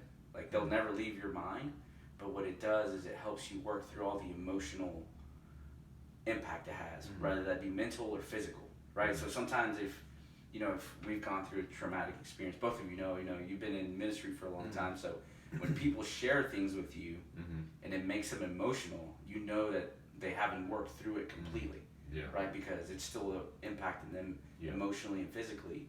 But what EMDR does is it helps you talk through and work through it, so where you take all of that negative emotion and just turn it into, it's just an experience, a past experience.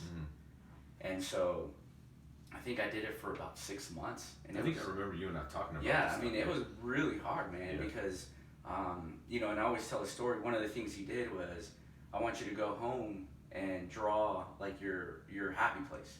What does it look like? What do you smell? What do you feel? To the smallest of details.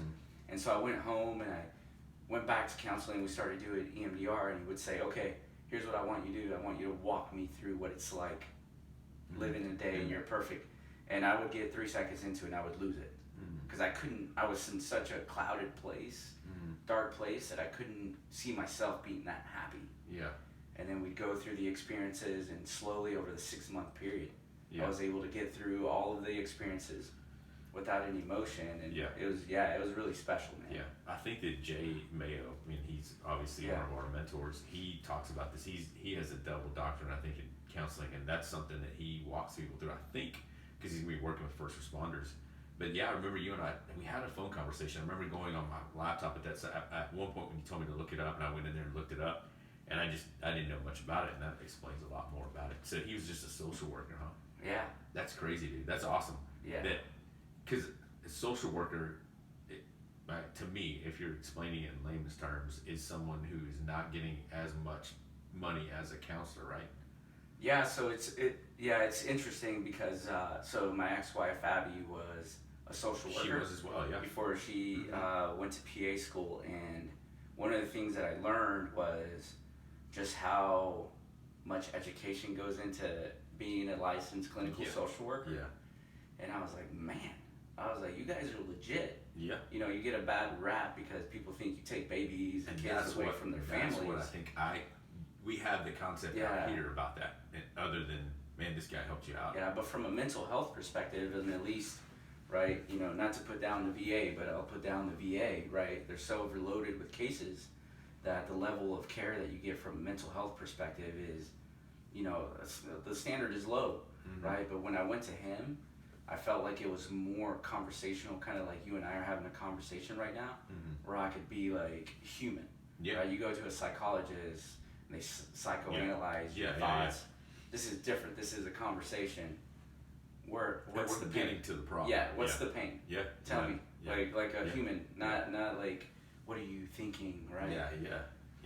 And so I was very surprised at, you know, just the level of education and the level of just effort that they put into my counseling and my well-being. Yeah, man, and I think for me, and for all of us listening, don't judge a book by its cover, but also the people that put in the effort, that work their butts off to do what they do, and the passion they love, they make, again, like we said this before we started the podcast, we were laughing that it's not about the money, it's about helping people. Yeah. And that's what that guy. And like you said, the VA gets a bad rap, like you said. And I think that's why so many of these special operation forces guys come back and either start a nonprofit or they go, we have to change the way this works. And so they're doing something on their own, whether it's like we heard Michael Fink, former, I think he was a SEAL or Green Beret. I can't remember, man. We just listened to his podcast and he's taking men out on a 41-day journey, removing them from all the stuff that they take to go, you had something go crazy on in your life. We got to get back to why you survived that. And remember that this world is not against you, but you are a survivor and a fighter. So it's okay to be that person, but not act out in that. And so, anyways, we just heard an interview with him as well.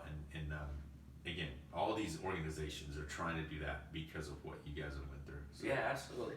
No, and I think it's, you know, not just for, and I think we're starting to understand that more. It's not just about, you know, the warriors and men and women that serve, whether in the military or first responders, that are dealing with mental health issues that need to be resolved to have healthy relationships, to, you know, go to work every day.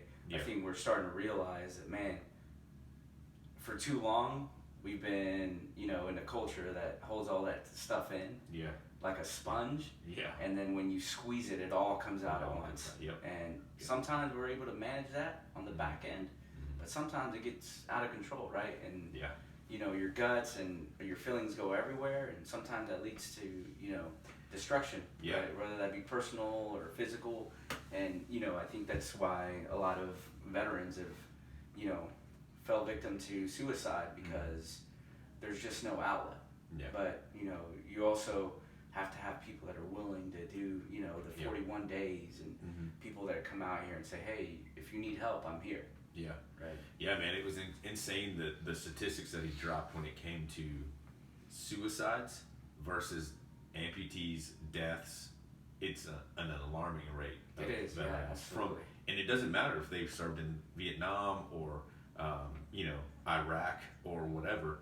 From 2001, when everything went crazy, to now, the amount of suicides just in veterans is unreal. And then you can go into the regular, you know, civilian life, and that's even alarming. But then that means that if there's a spike in that, something somewhere in our culture is wrong. Right. And I think you nailed it. So, so you're dealing with that. You meet these guys at Fetch, and so y'all just take off, right? It took off. Yeah, I mean, I stepped away once Abby graduated and got a job in Houston. But yeah, I mean, Garrett, it was Garrett that planted kind of the seed because he funded the start, the creation of the park.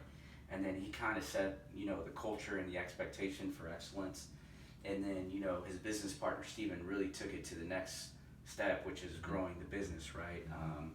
And so, yeah, I mean, it's taken off. They've started two other locations, and there's a ton more Dude, that's that awesome. are yet to be built. So, yeah, it was really special, and it's special to see it grow now. Yeah. And so meeting Garrett, I would love to at some point have him on just to how you guys met, but the business side and the team side. And he played in the NFL, correct? Correct. And just talk a little bit about that. So if Garrett's listening at some point, man, we got to get this. We got to get this together so we can make that happen.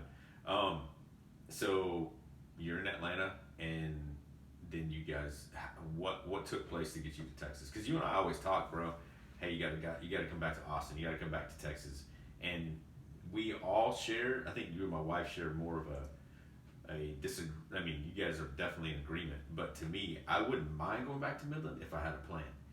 But yeah, exactly, the face you're making. But Jamie does not want to go back to Midland, and she shares the same hate that you do. It's like a bubble over there that people just don't. A brown bubble. Full of shit. Yeah. Dude, remember, I mean, the thing about Midland, if you guys have never been there, when you guys see thunderstorms rolling in Midland, you see brown rolling in. Yeah. And it's just dirt, bro. Like, straight up dirt. And you know that by the end of the day, when you brush your teeth or when you're chewing, you get this crap in and then your eyes, you don't have eye boogers. You have freaking dirt stuck in your eyes, your ears. You having to clean them constantly. But anyways, you guys get a call to go to Houston. And I keep telling you, man, come back to Texas. And wait, quick story. You came back. You and your dad came. We went and ate at Dahlia's, a place up in Liberty Hill, one time. And you were telling me about was it kidney stones, bro? Yeah. How many freaking kidney stones you had at one point?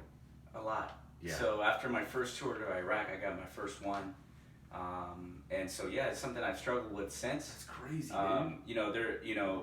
It's funny because I think a lot of veterans that have been overseas that kind of were exposed to burn pits and stuff will tell you that, after their service, they've started breaking down. Like as a 37-year-old now, I have kidney stones.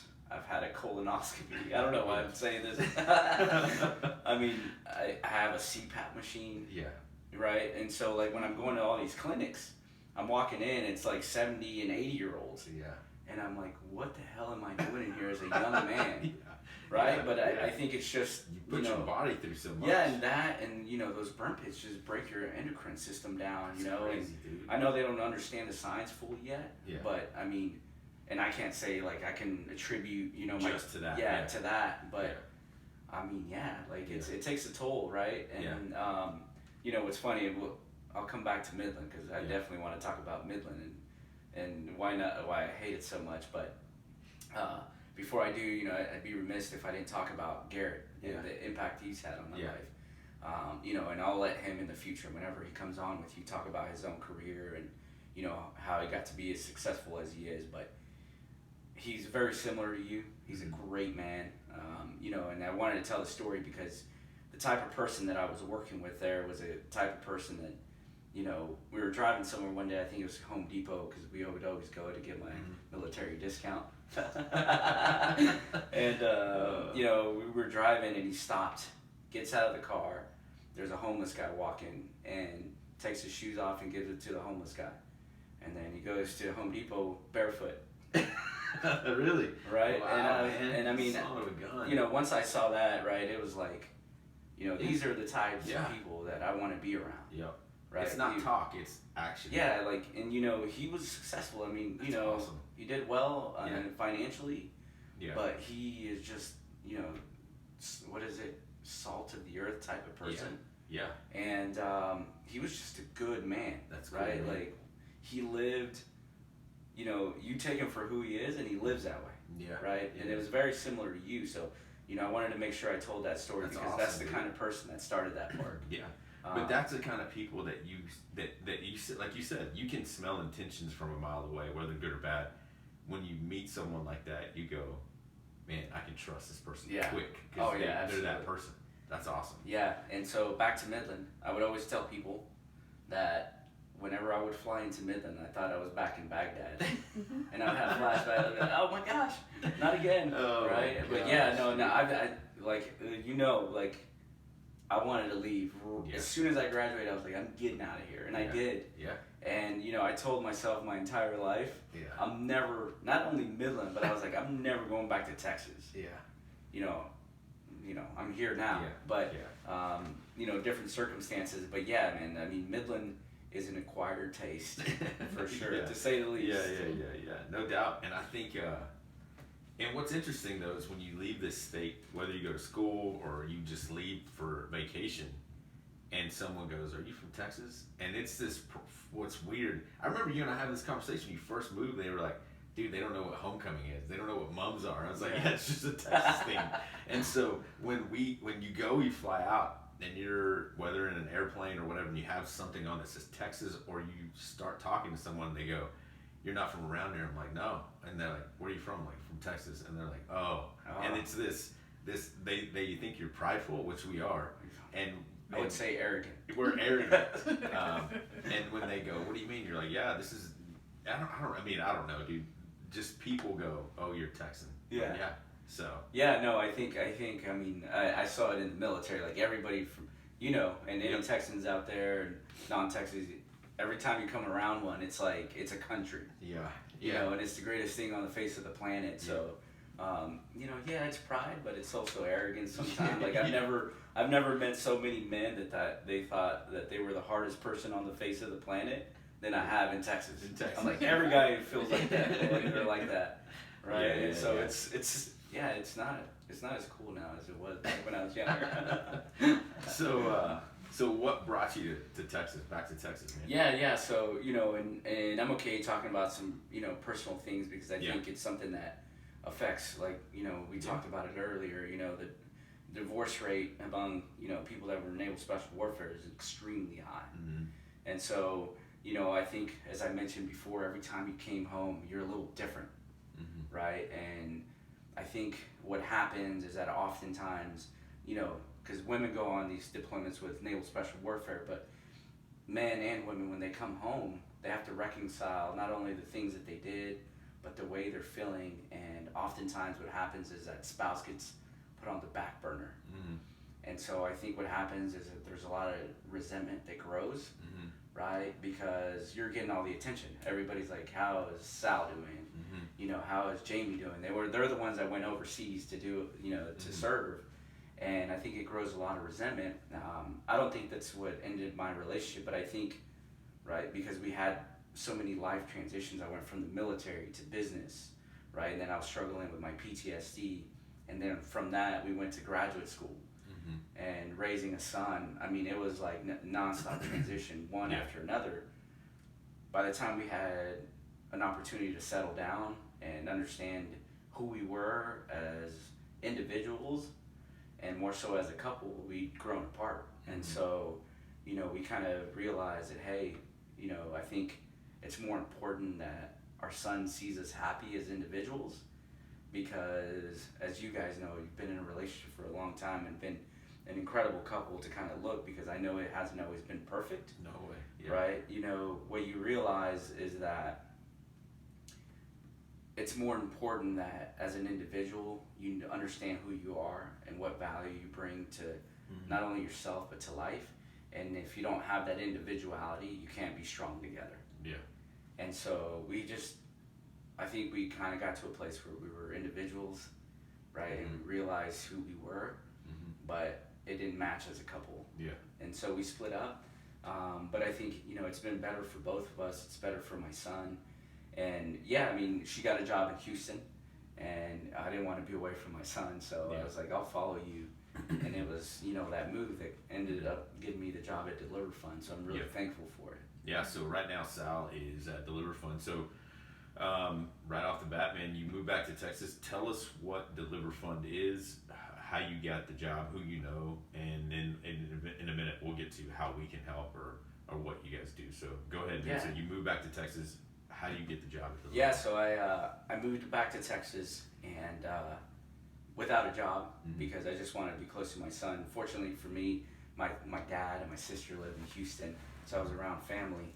But I moved here without a job because I just wanted to be close to my son, and I started interviewing. I did a program with an organization called TechQuald, and it's a great organization, great people, great leadership. But what it does is it basically prepares veterans for jobs in sales within software companies. So selling technology, software tech.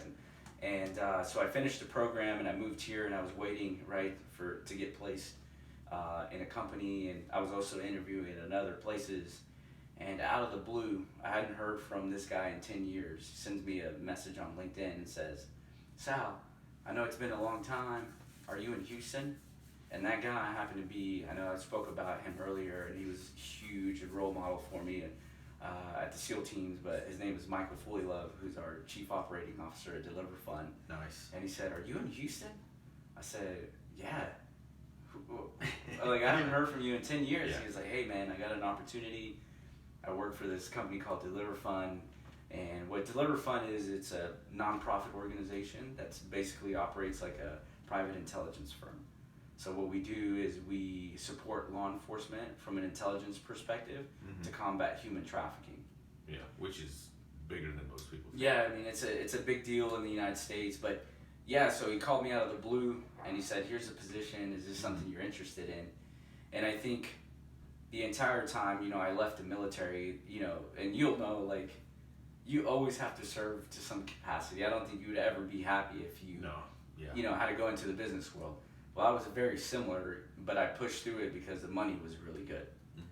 Well, I was done with pushing through, right? Especially after I got fired from that job, started a park, and realized the benefit of, working and surrounding yourself with people you actually want to be around on a day-to-day basis. And so when he called out of the blue, I'd had a job offer from somebody, and the money was incredible. I was like, oh my gosh, he called me right at the worst time, I think, right? And so he said, "There's this opportunity. Basically, the job is yours if you want it." And I said, "Oh my gosh." Yeah. I was like, "But what about the money?" And so I just called him. I was super honest with him. I was like, "Mike, there's a lot of money on the table here." And he was like, "Look, dude, you do what you have to do for your family." And I was like, "I knew you'd call me just because you knew I wasn't going to be able to say no."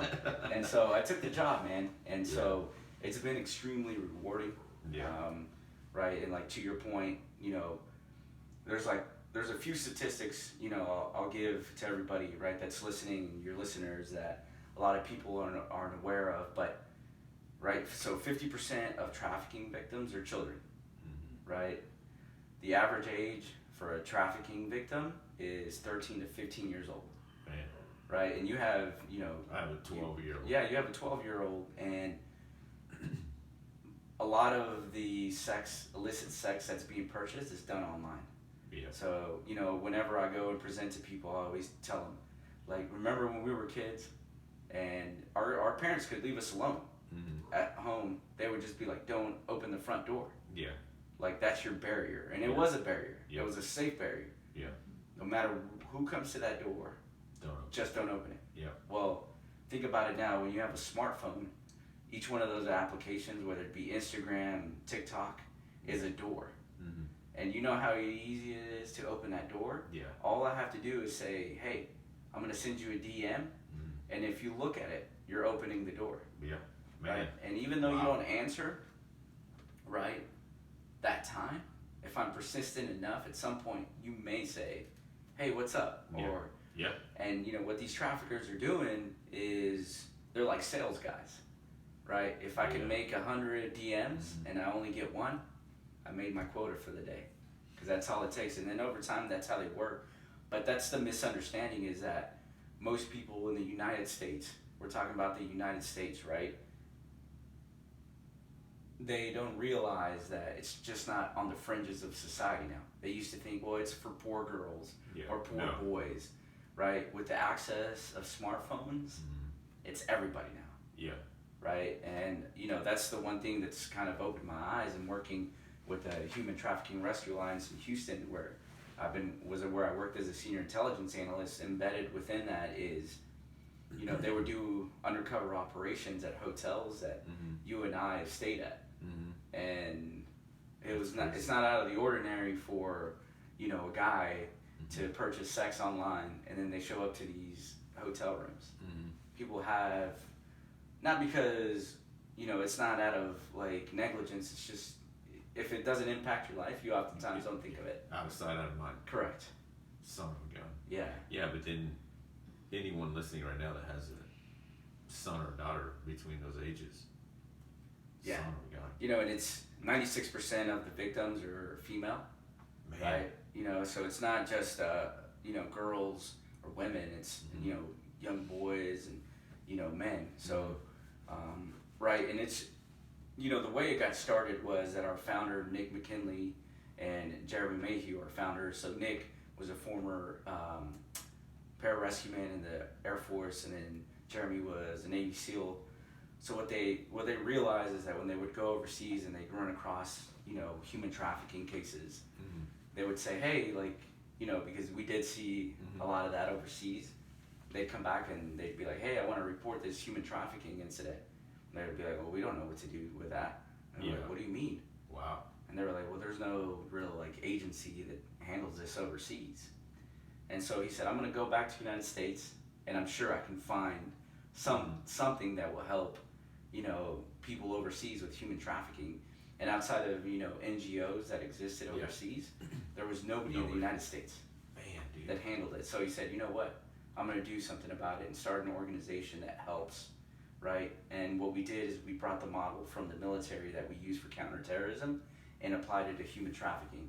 So rather than be reactive and say, hey, we'll wait till Mario calls or Jamie calls and says, hey, man, my daughter is talking to this guy and I've looked at the messages and he's basically grooming her so that he can draw her out and then, you know, put her on at the red light district or on the blade, as we call it, in Houston and everywhere around the country. And so they wanted to take a proactive approach. So that's how we approach it, is we go after the trafficker. If there's no trafficker, there's no trafficking. It's not as easy as it sounds, but that's kind of the approach we've taken. Wow, man. Yeah. So Deliver Fund. What do you do for them? Is that what you're doing right now? So I'm still embedded at HETRA, and that's you know, the task force that for Southeast Texas that handles all human trafficking incidents. You know, but then I took over the Deputy Chief of Operations for the U.S. So I basically manage all of the operations in the United States. Wow. For the organization. Yeah. Wow, man. So again, just surprising that it's in the United States. Yeah, I mean it's all over. Yeah, I mean it's a huge problem. You know, I don't have specific statistics, you know, for your small towns, Greenwood, Midland, Texas, but I can tell you it's happening. And any of the major cities in the United States will have trafficking. Any transient city like Midland, Odessa, where you have an influx of men working out in the oil fields, has human trafficking. I mean, I know of specific cases out there, but like we're a transient society. Right, commerce is happening everywhere. Truck stops, hotels. Right, people traveling, whether it be male or female. Right, you know, it's happening. Man, that's crazy, bro.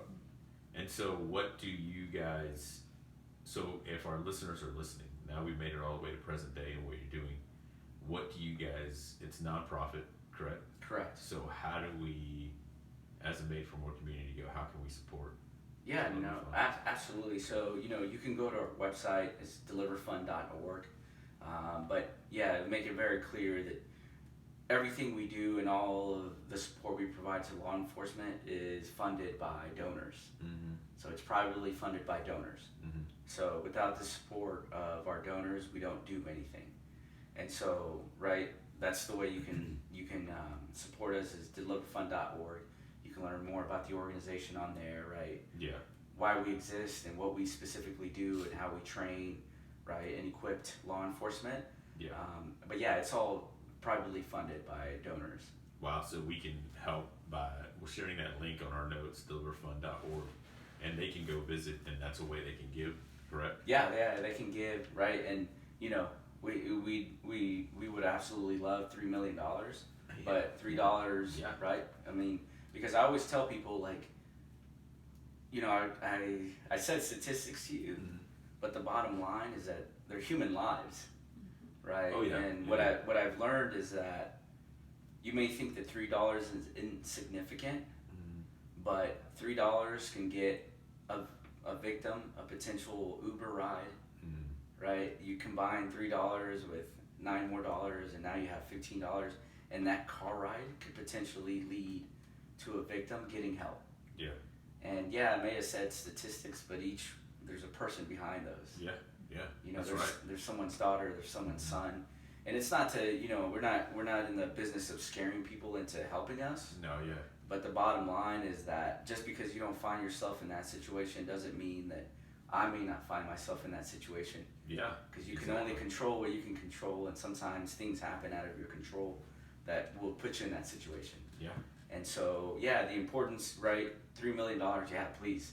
Yeah, if you have it laying around, you can take it, but $3 can make a big impact. Yeah. So, yeah. That's good, man. And so where you're at now from college to the Navy to, you know, Mars to that other organization to business school to Fetch.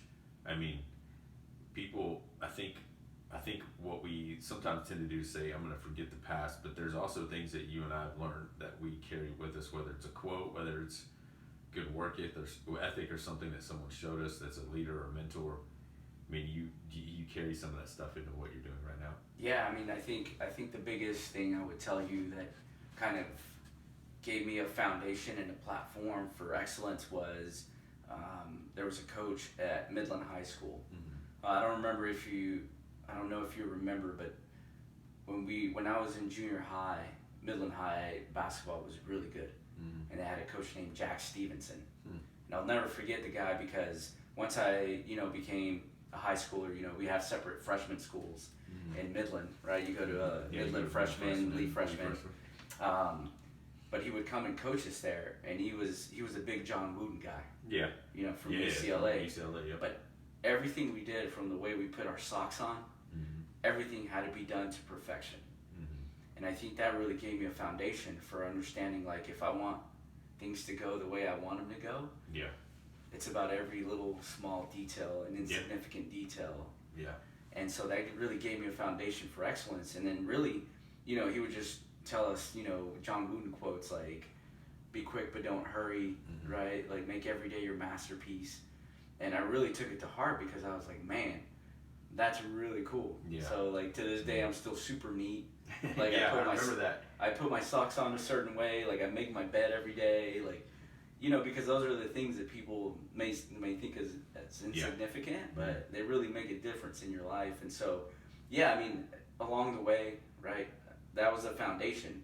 But then I got to made friends like you and Jamie that really, you know, showed me what a relationship was and what the ups and downs are like, and how you bounce back from the men and the women that I met in the military, right, business school, whatever it's been. Yeah, you carry them along the way, and you know, oftentimes we took the scenic route to get to where we are. Yeah. But it was all worth it, right? Yeah, no doubt, man. No doubt. And then the fact that you have a brotherhood of special operations guys that you know, and probably you guys, I mean, I would think that you guys talk and probably encourage each other. I would hope. Yeah, I mean, hold each other. Yeah, I mean, Mike was I always tell him, Mike was my boss at the teams. He's my boss now. It's like I can't get away from the guy. I try, but I keep coming back. Yeah. Well, cool, dude. I know that there's a lot of things that you and I probably didn't discuss, and this will probably be 2 podcasts, but I love it. I love that we have this. We'll ask a couple more questions here in a second, but let me see what I wrote down. Yeah, no, so the one thing I do want to talk about before we transition is, right, everybody knows what's happening in Ukraine. And one of the things that we did was in November, we took a trip to Ukraine to work with their law enforcement officers there, specifically their cyber officers, and blown away absolutely by the skill level from a cyber perspective that they have. They were way more advanced than what we gave them credit for. Yeah. And if you were to compare, their cyber skills with your, typical law enforcement officer in the United States, they blow them out of the water. Wow. And so, we had an opportunity to train with them and kind of show them, our methods and the way we do things. And we were there in November, and then obviously, where we are now. So what we're doing now as an organization is that we're trying to get as many victims, specifically young girls and young boys, out of the country that are at risk for human trafficking. Right now. Yeah, right now. And so that's all being funded through donations. And we have a website. It's ukraine.deliverfund.org.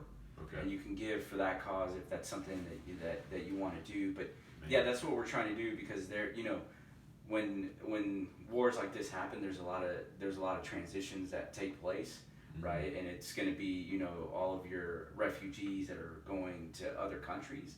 And what that does is it just leaves a lot of vulnerability for young girls and young boys to get exploited on those journeys. Yeah, so I mean that's a direct way to give, especially with, most of us, I don't watch the news much, but obviously that's what's prevalent on social media as well. Ukraine.deliverfund.org to help, and thinking through just some of the images that we see and the things that are going on, and it's crazy to think that you guys were there in November. Yeah, it's just it's hard to conceptualize, because we were there in November in Kyiv, and it was a vibrant, alive city with beautiful people, children, women, men, right? That was just like Austin, Texas, or Houston, Texas. It was bustling. There was activity going. We went out to restaurants. By the way, some of the best food I've ever had in my entire life. I can't watch the news because I don't want to see, but to think that, it's a war zone, where there was kids and women and men and the people we work with that are having to endure that. It's really hard to reconcile and think about. That sucks, man. Well, I appreciate you guys giving us the opportunity to obviously give, but to make a difference. So you guys make sure, we'll put these also in the notes. There'll be quite a few posts that we'll copy and tag Deliver Fund, so that you guys can make sure that you give, whether you're hearing this present day March 19th or 20th, whenever this comes out on Sunday, or you're hearing it at a later time. Make sure you go back and listen and watch, check out their webpage, check out their website, to make sure that you find the opportunity to give, regardless of when you listen to this, and where we're at with Ukraine. So dude, present day, you're here, mom, dad, your dad's in Houston? Dad's in Houston. What about your mom? Mom's still in the brown bubble. She's in Texas, still? Still same house? Same place. Dude, I passed by there 2 or 3, when was that, 3 weeks ago? Yeah, I passed by there, because I remember us we'd go to that park and play Frisbee or whatever we play. Dude, they just driving through there and driving through our old place where we lived, just so many memories. They instantly come back of whatever we were doing. But yeah, dude, so your mom's in Midland, dad's in Houston, sister's in Houston as well, yeah. And then you have a cousin who's a mutual friend with me, Los, and he worked with us at Finish Line, moved here. I see him every now and then. And then Javi, he's doing good. He's doing really well. He's 8. It goes by super fast, so he's doing really well. Yeah. What else? I have a few questions that I want to ask you. I'm trying to think through, like, going back to us, just fun stories. And I'm just trying to think through Mexican food that we would eat, restaurants that we'd go to in Midland, just hole in the walls, or I think through Jumperito, I think through the barbecue place that we went to, that we would leave church and me and you would leave work and go do. There is one point where we climbed up on the roof and throwing rocks at that guy named Gabe. Gabe and Landon were working on the east side of the building doing something, and we were interns, and we were throwing rocks at them from the top of the ceiling. I don't know if you remember, but they kept looking around, and we're like just throwing rocks at them. I'm trying to think. There's a lot of things that you and I did that were pretty stupid. Unless you have any that you remember. Oh man. I still think through the sock. You would wear the size 14 shoes and try to help someone. You pull out the tube sock. So I remember one really good one. What I remember is I I would used to prank call you from the back room. Yeah, dude, that. So when we worked at Finish Line, you would be out front and you would be in your manager mode, right, with your hands crossed, looking around, kind of dictating traffic. And I would go to the back room and call you on the cell phone to the store phone. Yeah. And I remember calling and I remember just being like, just being like a pest customer, like, hey, do you have a size 7? No, sir, we don't. And I'm like, why not? I want those Jordans now. And you would be so kind until you realize, man, this is Sal. Yeah, and you'd be like, is this you? I'd be like, get out here and work. Yeah. And I'd run back out and work. But yeah, like I remember doing that to you a few times. You did that to one of our girls too, bro. Yeah. You told her that you got home with 2 left feet, and then you were missing your left foot. You only had the right foot. You were an amputee. Yeah. Dude, she started crying. She's like, gave this guy the wrong shoe. Yeah. He doesn't have a left foot. He only has a right foot. And I'm like, hey, that sounds like Sal. He's in the back of the Yeah. And then I was like, yeah, do you think you can, if I only have one shoe, can you give me half price? Or how does that work? Yeah, dude. Some of the craziest things. So, bro, one of the things we ask everybody is if you're a WWE wrestler and you're about to come out, what's your hype song? What is the song, number one song that you would go, I'm coming out to this song? That's a good question. I'm a big Kanye guy. Really? I know Cool. people are down on Kanye, but I'm all about some Kanye, man. Yeah. I think he's a beautiful soul, but I think I would be All of the Lights. Yeah. Yeah. That's good, man. That's a good song. Yeah. I remember when you and I were hanging out, I mean, we had CDs. We didn't have MP3 I remember. players. We do Incubus. We had a lot of Incubus. I'm trying to think who else, bro. We'd listen to a lot of different I mean, things. I'm just, I knew you were a big Metallica guy. Big time Metallica. Yeah, like we were all well rounded, but I was always a rap guy. Yeah. Yeah. Yep. So, All of the Lights. Yeah. Kanye West. That's a good song, bro. It is. It's a really good song. And then, I mean, being a part of the teams, bro, are there any of those guys, I mean, because, again, I talked to you about things that I'm learning, but these guys are mainstream, obviously, in the mainstream, and I know that, like Jocko, and then you have the Terrell brothers down in Houston. Yeah. And then, what's his name? Our congressman, Crenshaw. Yeah. Yeah, bro. Danny Crenshaw, yeah. Yeah. And then I'm hearing more and more of these guys getting into politics to not bring it back to the way things needed to be, but to go, we need to move forward in a new way. And I don't want to get into politics, but I want to know, like, some of those guys that you ran with, did you ever cross paths with you guys on the teams? I'm just curious, man. Yeah, no, so I think, I came across Morgan, which is Marcus's brother. Latrell. The more attractive brother. The lesser, more attractive brother. I think now he's running for Congress, I believe. So I ran across him on a deployment. The other guys, no, not at all, because most of them were West Coast guys. Yeah. But I think the team guy that had the biggest impact, and not so much because I knew him personally, I just worked for him, and he obviously was in a leadership role, but his name is Britt Slabinski. Yeah, and so if you're out there, look him up. So he's a Congressional Medal of Honor winner. Oh, wow. And before he won the Congressional Medal of Honor, or was awarded the Congressional Medal of Honor, he came and spoke to our team about his experience.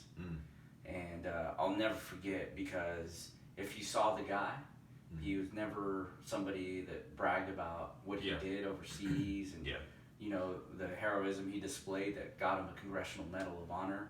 But before he even got that, he told us what happened. And I'll never forget how just cool, calm, and collected he was about, like what got him through that moment. And he said it was because he was an Eagle Scout growing up. Wow. And the lessons he learned through that. Yeah.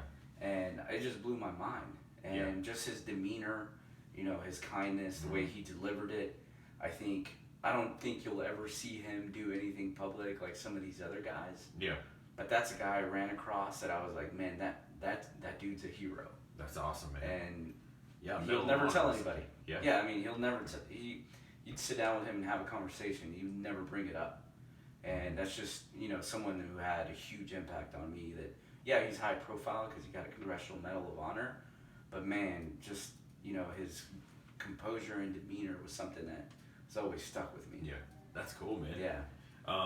Another question, what was the hardest part of training that you would say I went through? No, I think, everybody thinks that it's the physical thing, but I think the hardest part that of any school that I ever went to, I think you've always known that I've never been afraid to fail. Mm-hmm. Like, I'd rather fail on the back end and be like, well, I learned all these things and I can just try it again, or I can do something different.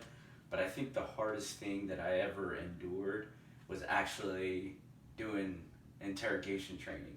Mm-hmm. Right? Because like, I think I'm better from the perspective if you send me anywhere to any room, I can become friends with anybody and everybody. Yeah. But when it's scripted, right, and I have to fake a conversation, oh man, it got so hard. I think at one point I like failed every practice interrogation, and just mentally I was like, I'm exhausted. Like, I don't want to do this anymore. Yeah.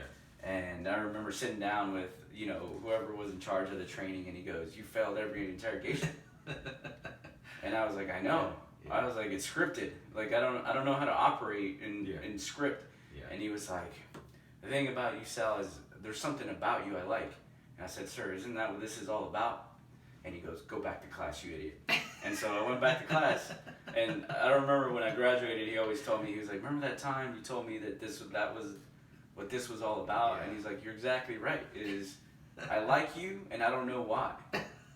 And I was like, I know, that's why I was like, bro. Yeah, I was like, well, that's what it's all about, and why are we having this conversation? But yeah, I think just that training, that intelligence training was really, really mentally difficult, because you have to, in the moment when you're doing certain things, process everything that you're doing, and just like chess, you have to think, right, what's Mario's angle, and while you're processing that is like, all right, what am I going to do to stay ahead, or what am I doing to fall behind? And that's very stressful, more so than anything physical. Man. I think, like from, growing up, is like, I'd never had problems with the physical aspect of things. It was more so like the thinking. Yeah, that's cool, man. Yeah, because you and I, we both talked about failure a lot, man, and just in life to go, hey, it is what it is. Let's go, move from it. Let's learn from it and go.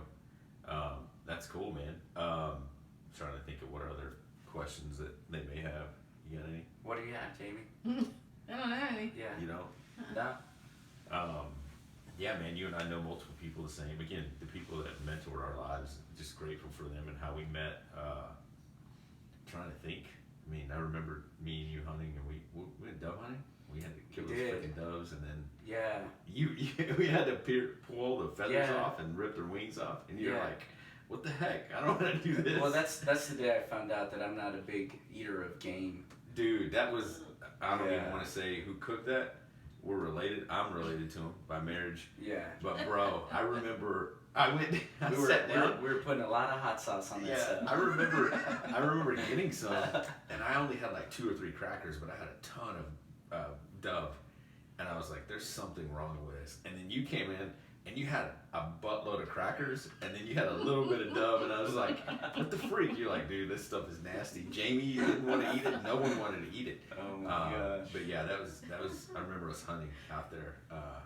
I took Jay out there. I told you, man, I had a good shot at a freaking, what was it? A bobcat, massive bobcat. And he goes, hey man, let me take the shot.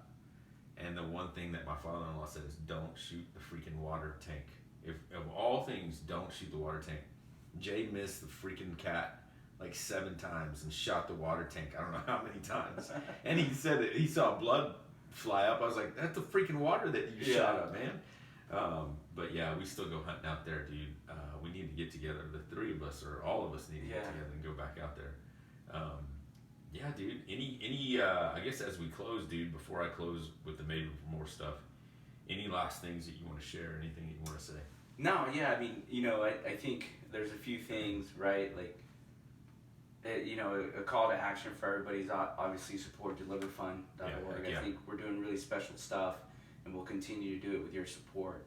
But the other thing too is another call. I'll leave you with 2 calls for action. That being the first one, right? Because it's obviously something I'm very proud of, and very proud of our founders and what they're doing, and the opportunity they've given me to serve again. But the next thing is really, right, try to figure out how you can help veterans as they transition out of the military, whether they're recently transitioned, or they transitioned 6 years ago and they find themselves in a hard place, right? Figure out what you can do and be patient. Heck yeah. Be patient with them, because you're not coming. They're not coming from the same environment that you're in, right? And they need the patience. They need time to acclimate to business, a job, whether it's an electrician or on a rig at an oil field or in the business setting. I think they've earned and deserve that patience. Heck yeah.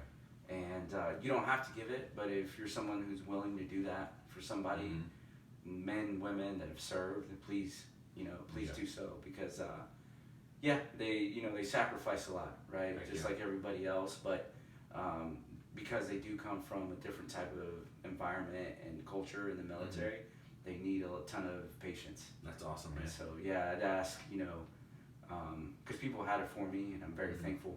Yeah. And no doubt. one of the things that I'll never forget from one of the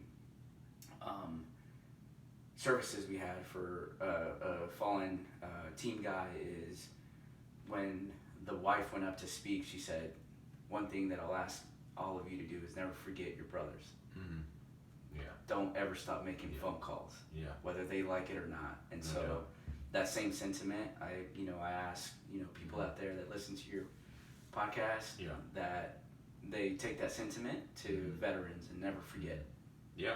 And to remember that even as a culture that we're in, go against the grain of the culture. If you're a business owner or a manager and you have influence over a team, whether it's military or not, but learn something from the military, which is take care of your own and go. It may go against some of the things that culture says you're in running a business, but those are the people you have influence over, and that's who you can impact right now. Take care of your people. Yeah, no, and I know you're a big fan of Jocko, but right to the whole extreme ownership component, right? Part of that is holding not only yourself accountable, but your team, and owning your mistakes, and finding the good things about it, and then working from those up, right? To find, like you said, find the light. So, those are the 2 things I'll leave your audience with, and and just to thank you to you and Jamie. I mean, you guys have been very special and still are in my life. Right. I mean, 20 years of friendship. Right. We're still in here, fat, old, and gray. Not you, Jamie. You're beautiful. You and me, right? We're fat, old, and gray, and so I really want to say thank you to both of you. Of course, and to your audience, like you guys are listening to a very special person. Appreciate it. And Mario and Jamie, when she has an opportunity to speak. She only speaks when I ask her to. Oh okay. Taliban rolling here. All right. No. But man. I mean, I'm like I can't say thank you enough. It's been a really cool journey to see you go from working for free to serve to where you are now, and I'm sure you guys are gonna have continued success. And hopefully, you make it big and you become really rich, so I can just hang out at your house and eat your snacks. That'd be cool, bro. I wish. Well, man, I appreciate you being here, dude. Sal, thank you for just the time. Thank you for your service. Thank you for just, again, sharing that with us, brother. I really absolutely. do appreciate our friendship. Guys, again, we appreciate you guys being here. Make sure you visit our website, madeformoreconsulting.com. That's the number 4, so that you can listen to this podcast. We'll have a link to deliverfund.org and ukraine.deliverfund.org so that you can help support everything that's going on right now through that human trafficking. I would guess that if you are again, just learning who they are, go to their website, check it out. If it's something you want to be involved in, make sure that you take action and do that. But just like Sal said, take care of our veterans, take care of the people around you. Learn something from what we said today and let us know what you learned. And like we end every podcast, remember, we exist for more. We're here to offer more. Don't ever give up. Every single one of us is made for more. We'll talk to you guys later. See you. Peace. Nice, bro. Dang. How Hey, long was that? YouTube. Is it still going? Mm-hmm. Awesome. Thank you guys for joining us. We'll see y'all later. Take care.